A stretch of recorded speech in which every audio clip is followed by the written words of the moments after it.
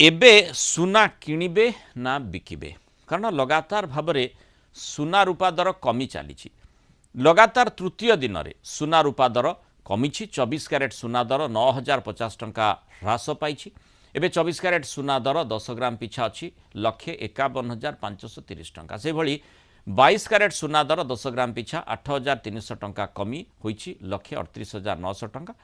खाली सुना नुहे रूपा दर मध्य कमी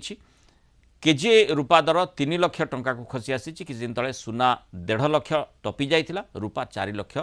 टपी थिला एबे सुना और रूपा दर रे एभली ह्रास ग्राहकों पई जदियो बड़ आश्वस्ति आनिछि किंतु सेठी निवेशक माने मध्य टिके द्वंद्व भितर रहिछंती जे सुना एबे किनिबे ना जो सुना रखिछंती से माने काळे आहुरी कमी जिवो सेथि पई बिकिबा हम आलोचना करबा से संपर्क हम मार्केट एक्सपर्ट मानस सुंदराय जोड़िछंती मानस स्वागत करबा आलोचना को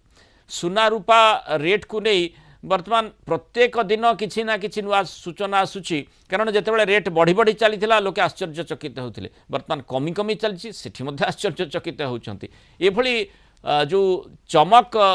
देउथिबा जो धातव